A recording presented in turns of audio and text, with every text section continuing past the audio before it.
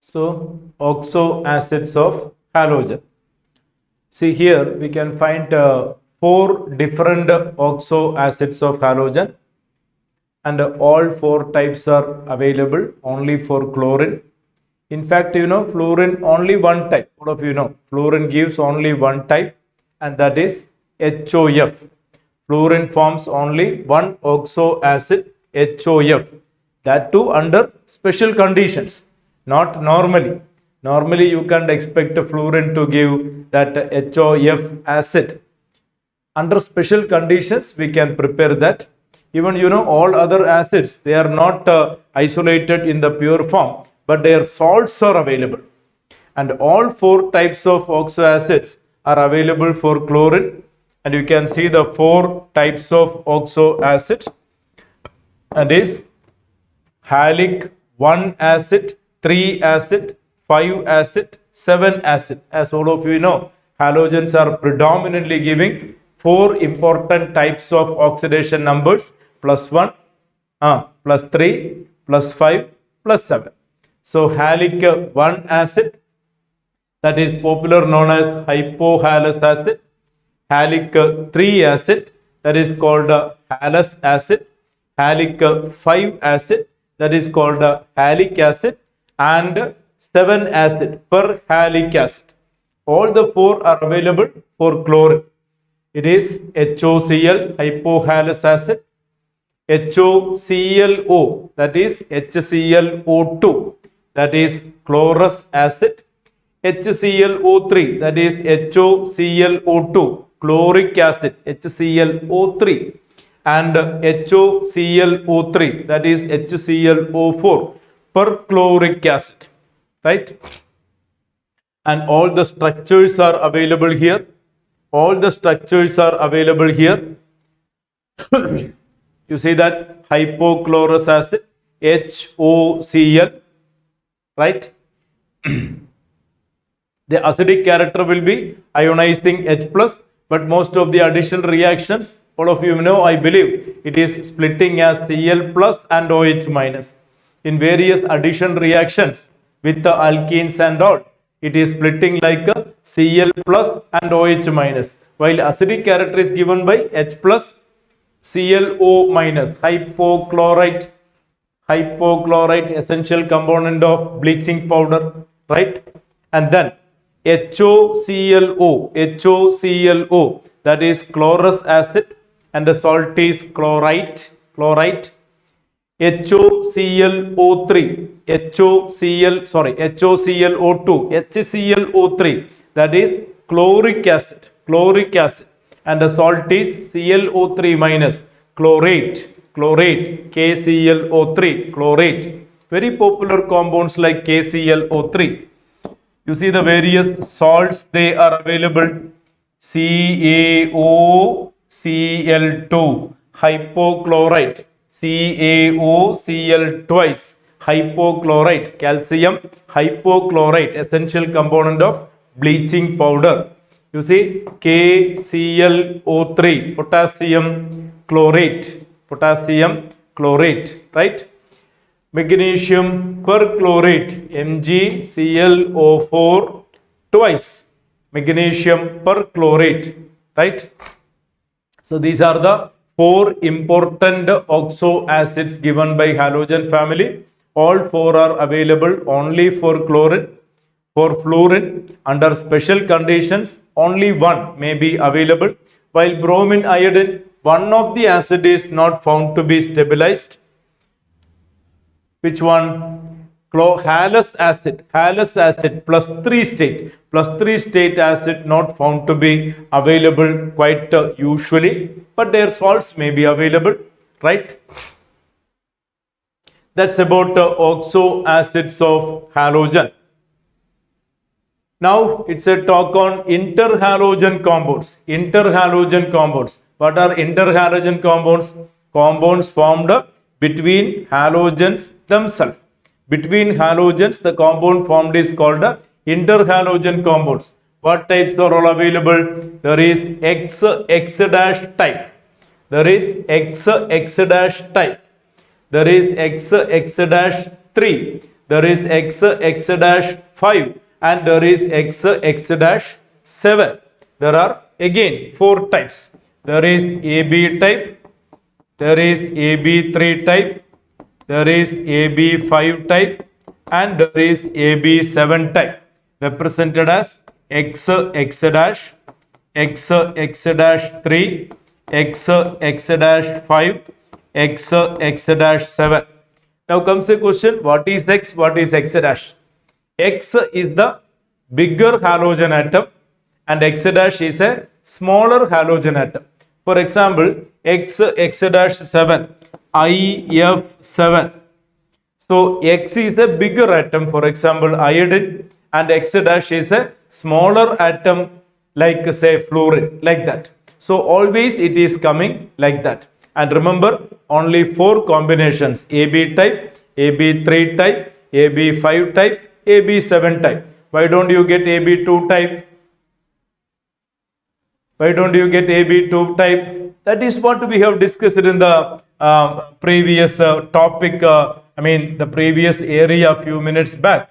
What happens is, there is +1 state, there is +3 state, there is +5 state, and there is +7 state. The variability in oxidation state shown by halogens, we have discussed it a few minutes back.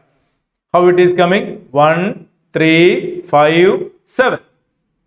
According to the excitement of electrons happening, we are getting that kind of configurations: 1, 3, 5, 7. There are 4 combinations. It can be AB type, it can be AB3 type, it can be AB5 type, it can be AB7 type. XI-X-, XI-X-3, XI-X-5, XI-X-7.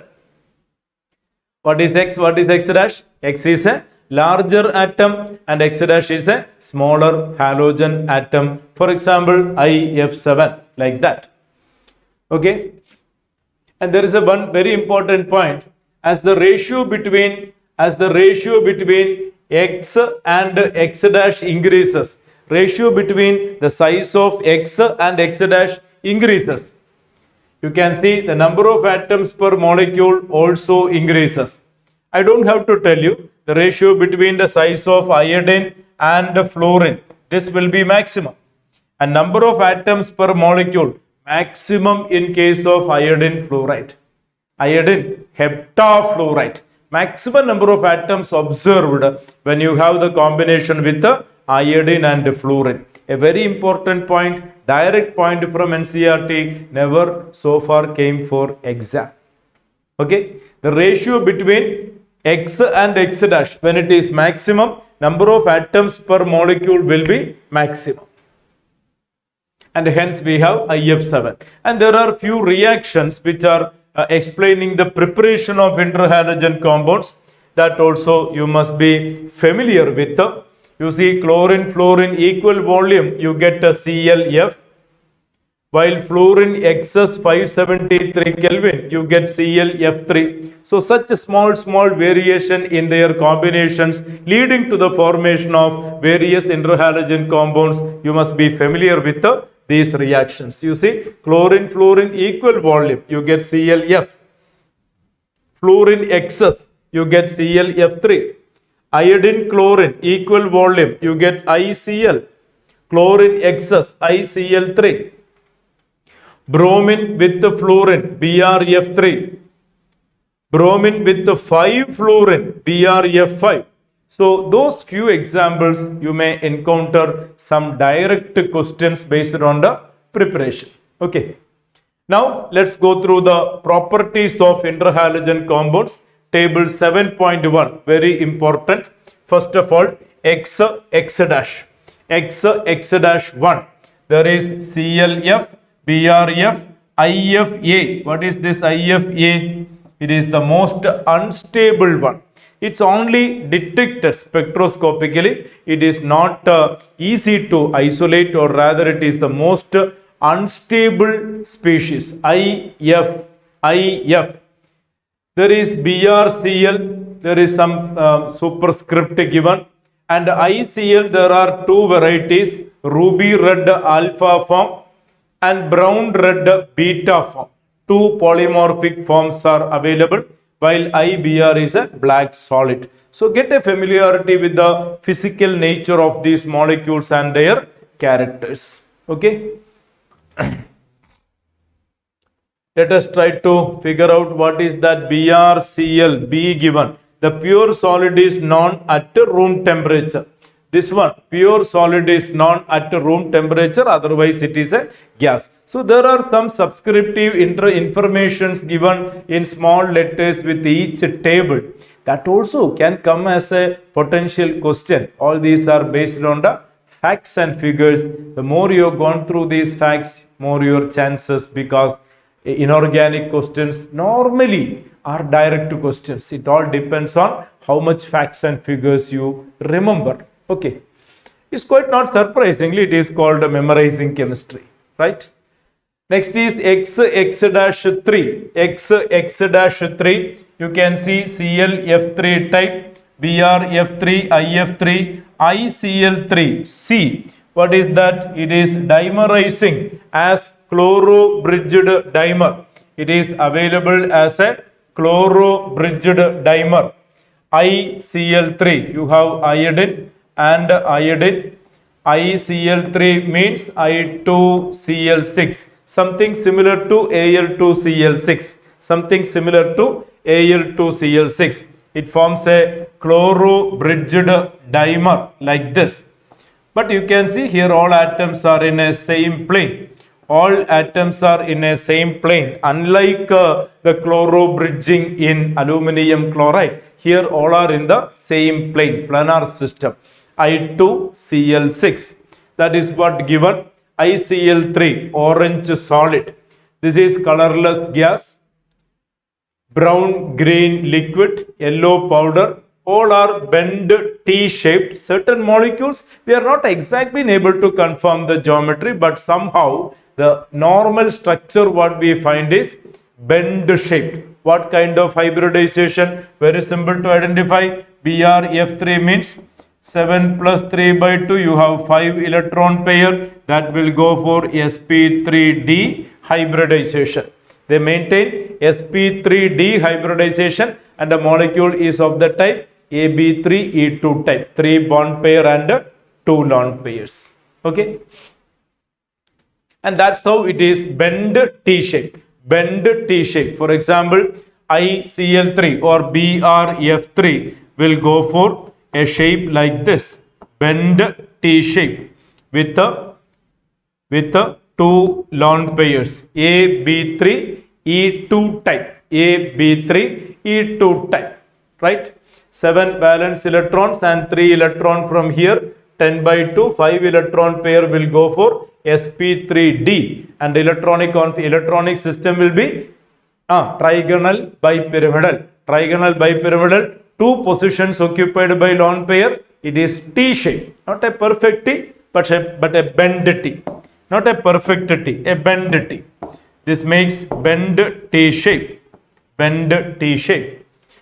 Coming to XI-5. There is IF5, BrF5, ClF5, colorless gas but solid below 77 Kelvin low temperature. All are maintaining square pyramidal geometry. BrF5, colorless liquid. There was a old IIT question. How many 90-degree bond angle in BrF5? Square pyramidal geometry. Number of 90-degree bond angle in BrF5. This is BrF5. BrF5 will be 7 plus 5, that is 12 by 2, 6 electron pair.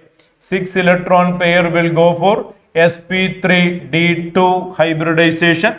And how comes the geometry?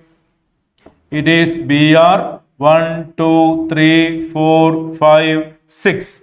There will be fluorine, fluorine, fluorine, fluorine, fluorine and a lone pair. And this is what called a trigonal, this is what called a square pyramidal geometry. Square pyramidal geometry. Look at the square pyramid formed. This is the square pyramid formed. And there is a lone pair over here. And asking for how many 90-degree bond angles are present. See, this is a 90-degree bond angle, and similar there are 4 bond angle based on the top bond what you see here, and this is 90-degree bond angle, similarly 4 90-degree in the plane. So 90 degree 4 on top based on the perpendicular bond what you see there, and there is again 4 in the plane, a total of 8 90-degree bond angle you can find, assuming an ideal geometry. Assuming an ideal geometry, 4 90-degree in the plane and 4 90-degree taking this vertical bond. But the answer for the question is 0. Answer for the question is 0. Number of 90-degree angle is 0. Why? Simple. Presence of lone pair of electron. The presence of lone pair of electron make the molecule distorted. Just like earlier we have seen bend T. How it makes bend T? Bend T is formed by the presence of lone pair of electron. Quite similar way, due to the presence of this lone pair of electron, is not going to make a regular geometry. If it is ideal geometry, there are 8 90-degree bond angle, 4 in the plane, 4 above the plane based on that vertical bond. So it is 4 plus 4, 8. But it is not regular geometry due to the presence of lone pair of electron. So you need to expect such questions, which you will come to know if and only if you have gone through the previous year questions. So by going through previous year questions, you can understand various kind of aspect that you may encounter in these chapters and different areas. Okay. So that is about XI-XI-5, and finally XI-XII, a very important one, IF7, colorless gas, pentagonal bipyramidal geometry. Pentagonal bipyramidal geometry, sp3d3 hybridization, known to all. That is about interhalogen compounds, their properties, their structural identity, etc. Okay. Now another important aspect is their reactions. Their reactions. All of them are diamagnetic in nature, volatile solids or liquids. ClF is a gas and their properties, etc. Their reactions can be compared with the individual halogens. Very, very important point which actually came for exam earlier. Interhalogen compounds are more reactive than halogens except fluorine. Interhalogen compounds are more reactive than halogens except fluorine. Fluorine is more reactive. Right? So interhalogen compounds, when you compare with the chlorine, bromine, iodine, they are more reactive, but fluorine is highly reactive than interhalogen compounds. What is the reason? Because X bond is weaker than XX bond in halogens except fluorine bond. Fluorine bond is even weaker. Now another important point, all these undergo hydrolysis, giving halide ion derived from smaller halogen atom and hypohalite when XX-, halite when XX-3, halite when XX-5, perhalite when XX-7. What is that? What is that? It's nothing but if you take different kind of interhalogen compounds, if you take XX- when treated with water, if you take XX- when treated with water, the hydrolysis product will be, this is converted to halite, means you get HX-, and this is converted to hypohalite, you get HOX. For example, if you take ClF, when treated with water, this is converted to halite, means you get HF, and this is converted to hypohalite, you get HOCl, like that. Agreed? Meanwhile, if you are taking, say, ClF3,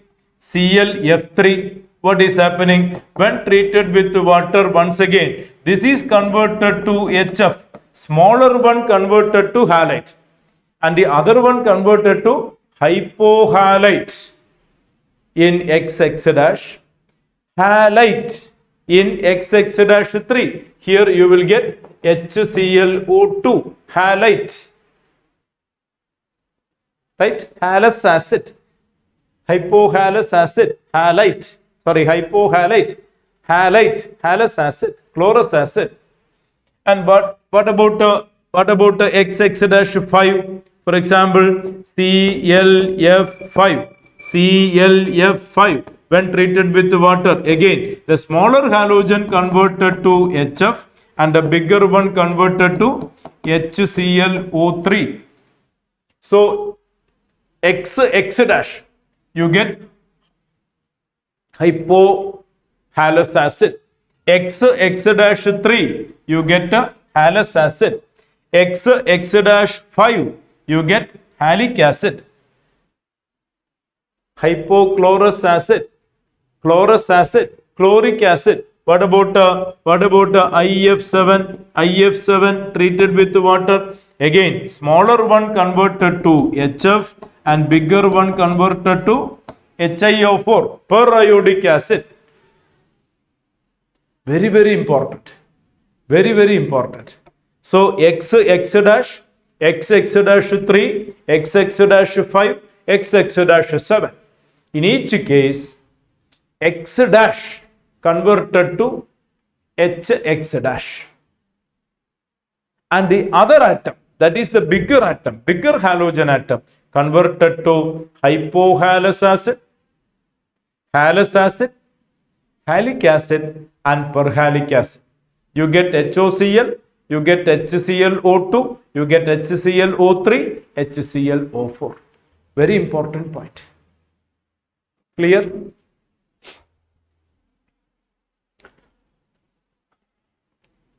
And their molecular structures, already I have explained the molecular structures. These compounds are used, these compounds can be used as non-aqueous solvents. Very useful fluorinating agents.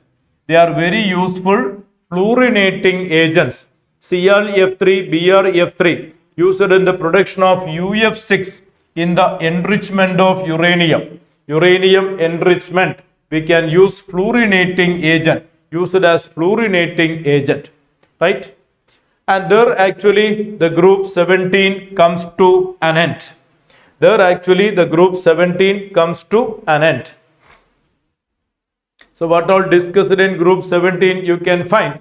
It was a special emphasis on chlorine gas. It was a special emphasis on HCl, right? Various such reactions, oxides of halogen, right?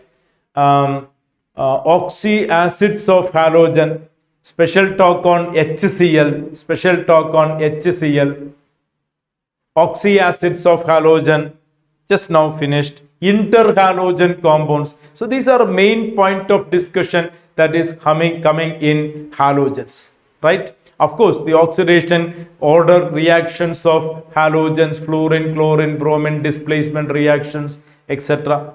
That was the major discussion happened in halogen family. Before that, we were discussing group 15, nitrogen family, group 16, oxygen family. Now, the last part, a small part, but a very important part. Usually when you analyze questions from P block, I can tell you why. It's quite interesting. Whenever you take questions from P block elements, when you analyze previous year papers, mostly the questions are coming from noble gases, a very small segment from the chapter.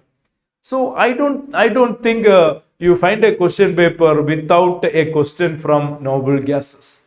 So many children used to ask, sir, which portion need to be concentrated more. Exam point of view, I would say you can't eliminate noble gases. Noble gases is an essential point or area from which usually questions are coming, even though it is a small segment. Let's go through noble gases. So that is about group 18, noble gases. Group 18, noble gases. The members are helium, neon, argon, krypton, xenon, radon, and the new member organazon, known after Yuri Organshel, 118. They are chemically unreactive, all of you know, and they are called noble gases. All gases except radon, oganosone occur in the atmosphere, and their occurrence is approximately 1% by volume, where argon seems to be the major constituent. Helium neon found in certain minerals, pitchblende, monazite, cleveite, etc. And that is mainly a commercial source of helium gas. And you need to go through such reactions also, where helium, alpha particle emission giving helium gas, radium converted to radon, and the preparation of OG, oganosone, prepared only in nanogram quantities, and we don't discuss much about the chemistry of oganosone. Oganosone symbol, atomic number, and its configuration. Its half-life is 0.7 millisecond. 0.7 millisecond half-life. So it's not possible to study the chemistry in detail. Anyway, we don't have to study those new elements, right? So except oganosone, all the properties you can find. You see the properties of noble gases. Atomic number, atomic mass, electronic configuration. This is not falling under p block elements, already discussed. All other will have configuration 2s2 2p6, like that, ns2 np6, close filled configuration. All of you know that is the reason why they are highly unreactive, highly inert, noble, ideal in nature. Their atomic radius will be quite larger because we take van der Waals radius. Ionization enthalpy will be very large for noble gases because they don't want to lose electron. Electron gain enthalpy, all of them having positive electron gain enthalpy. All have positive electron gain enthalpy, particularly neon, 160. High positive electron gain enthalpy. All noble gases, electron gain enthalpy positive, as indicating they don't want to accept electron. They don't want to lose electron. Ionization enthalpy very high. They don't want to lose electron. Electron gain enthalpy positive. They don't want to accept electron. So they neither interested in losing electron. They neither interested in gaining electron. No way. Density, you may go through melting point, boiling point, all are gases. Melting point, boiling point, all are very low, and all are gases, and their abundance is also given. So electronic configuration, ionization enthalpy, etc. Physical properties, all are monoatomic gases. All are monoatomic gases. Hence we are left with no other way, taking only van der Waals radius. We can consider only van der Waals radius for measurement of noble gases. Colorless, odorless, tasteless, sparingly soluble in water, low melting point, low boiling point. They have weak dispersion forces available. Helium, lowest boiling liquid, 4.2 Kelvin. Helium, I think many of you might have heard about. It is so-called a devil's liquid. Can flow uphill. Unusual property, diffusing through laboratory materials, etc. Right. Chemical properties, they are all unreactive. The cause of unreactivity, noble gas configuration, completely filled configuration, high ionization enthalpy, positive electron gain enthalpy, fully filled configuration. They don't, as I said, they don't want to lose electron. They don't want to gain electron. They have a completely filled electronic configuration, and they seem to be inert. Quite naturally, there was lot of attempts being made for preparing or identifying compounds given by noble gases, and every attempt was a failure. In fact, in 1962, Neil Bartlett was the first person who was able to prepare a compound of noble gases. And how that happened is, he was able to prepare a compound, O2PTF6, a red colored compound. He got he was able to successful preparing O2PtF6, a red colored compound. And then something strike to his mind. Nothing but the ionization enthalpy of O2, 1175 kilojoule per mole, which is almost close to ionization enthalpy of xenon. The ionization enthalpy value of dioxygen, you see, dioxygen, and that of xenon are very close. Then something struck to his mind. If O2PtF6 can be prepared, why can't it be XI-PtF6?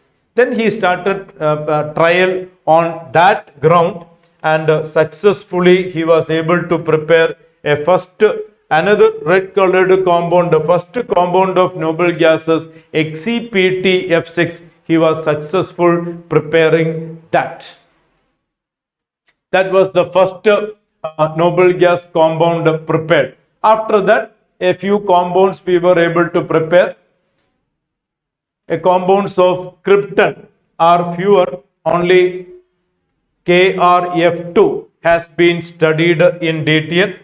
Compound of radon not been isolated, but only identified RnF2, radio tracer technique, and compounds of argon, neon, helium not discovered. That is the comment by Ncert. And a talk on a few compounds of xenon. Look at the binary compounds formed by xenon. It is able to give XeF2, XeF4, XeF6 by controlled reaction. Taking xenon in excess, you get XeF2. Taking 1:5 ratio xenon fluorine, you get XeF4 under controlled reaction conditions. 120 ratio of Xe and fluorine, you get XeF6, like that. And in fact, XeF6 can also be get by this reaction. XeF4 with the O2F2. O2F2, earlier it was discussed, a good fluorinating agent. You can get XeF6. These are all colorless crystalline solids and sublimes, and they are powerful fluorinating agents. They are powerful fluorinating agents, and they are readily hydrolyzed even by traces of water. Even with the moisture content or traces of water, they can hydrolyze. They hydrolyzes somewhat in this way with the different characteristics and conditions. XeF2 hydrolysis, you can see you are getting two gases, xenon and oxygen liberated. Xenon and oxygen liberated, and HF forms in the solution. Even though a very few chemical reactions and structural features, definitely we are finding questions from this area. So without a question from this area, hardly you will find an exam paper. The structural details, many molecular structures are given that we will discuss in detail. You see this reaction, xenon fluoride react with the fluoride ion acceptor forming cationic species and fluoride ion donor to form fluoroanion. What is that meaning? XeF2 with the PF5, it will donate a fluorine to this. PF5 will turn PF6 minus, and XeF2 will turn XeF plus. That kind of reaction. Many times it donate fluorine, and a few times it can accept fluorine.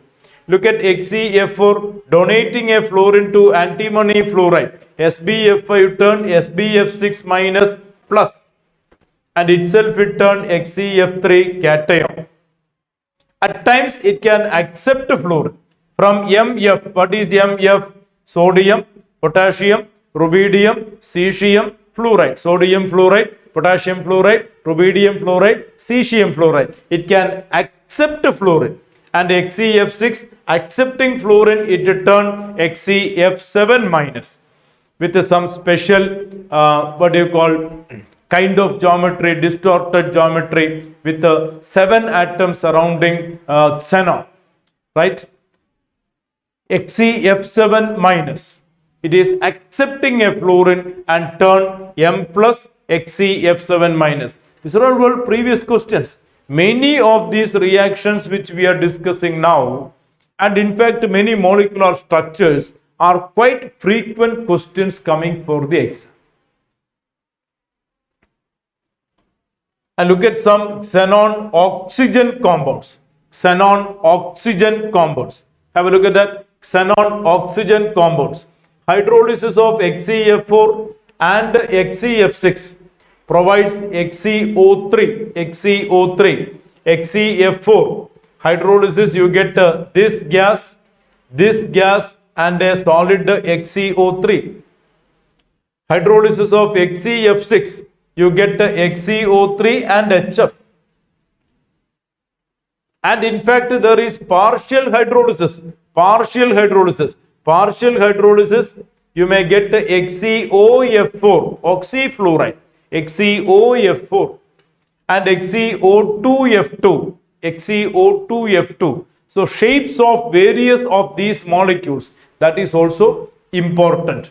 For example, XeF2 linear. How comes XeF2 linear? What is the hybridization? Very simple to understand. XeF2, 8 valence electrons and 2 electrons, you get 5, and 5 will go for sp3 dehybridization. 1, 2, 3, 4, 5. Trigonal bipyramidal arrangement, but only 2 fluorine are present. So 1 fluorine here, 1 fluorine here, and it will be 3 lone pairs. What kind of molecular geometry? According to VSEPR model, what kind of molecule? AB2E3 type. AB2E3 type. Similarly, you must try to understand the shape of various molecules like XeF4. What is the hybridization? 8 plus 4 by 2. You are getting 6. That means sp3 d2 hybridization. And it will be xenon 1, 2, 3, 4, 5, 6. Octahedral arrangement. But only 4 fluorine atoms are available. So it will go for what kind of molecular model? Exactly, AB4E2 type. AB4E2 type. This is AB2E3 type. 3 lone pairs. This is AB4E2 type. Like that. Okay. So you must try to practice various molecular structures concerned. Let us go through some more examples. XeOF2. 8 valence electrons, 2 surrounding units. So it will be 5 again. That is sp3 dehybridization. Xenon 1, 2, 3, 4, 5. So 2 fluorine comes here and 1 oxygen comes here, and the molecule is AB3E2 type. Bend T shape. What about the molecule XeO2F2? 8 plus again 2. So it will be 5. sp3 dehybridization. sp3 dehybridization. What's going to be the geometry? Again, it's going to be Xe 1, 2, 3, 4, 5. And 2 fluorine on the axial position and 2 oxygen in the planar region and a lone pair. It is AB4E type. AB4E type. Like this. And the molecular shapes from concerned area regularly coming for the exam. Last one, once more, XeO3. XeO3, 8 valence electron by 2, you get 4. sp3 hybridization. 1, 2, 3, 4. And it will be oxygen, oxygen, oxygen. It is pyramidal in shape with a lone pair. Trigonal pyramidal in shape. And that is AB3E type. AB3E type. So various molecular geometries concerned and their hybridization, structural entity, etc. also frequently asked from the region. Right? And to wind up that segment, Uh, Various users also commented here. In fact, the questions came based on users even coming for the exam. So you have to go through that line by line. Users commented. For example, neon used in discharge tubes, fluorescent bulb, advertisement display. Argon used mainly to provide inert atmosphere in high temperature metallurgical processes, arc welding and all. Helium, non-inflammable light gas used in filling meteorological observations, used in gas-cooled nuclear reactors. Liquid helium 4.2, a few minutes back it was commented, cryogenic agent for carrying out various low temperature experiment, used to produce and sustain powerful superconducting magnets. Superconducting systems are basically low temperature conditions. Low temperature superconducting materials are basically available. So it is helping us to give low temperature condition. Essential part of NMR spectroscopy, magnet MRI systems, clinical diagnosis purpose, etc. It acts as a diluent in breathing apparatus to dilute oxygen. To dilute oxygen, the breathing apparatus used by scuba divers, their helium is used. So various this kind of applications based on uses. There can be direct questions. We can't exactly predict which part of the NCERT, which line of the NCERT, is it between the line or from the line or behind the line. Even sometimes between the line they ask questions.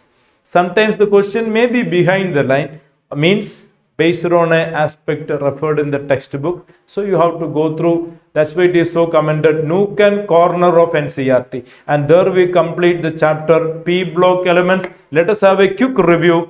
Group 15, mainly talking about dinitrogen, ammonia, phosphine, various oxides of nitrogen, nitric acid, etc. Allotropic forms of phosphorus, PCl3, PCl5, oxo acids of phosphorus. So big group actually, group 15 dealt with.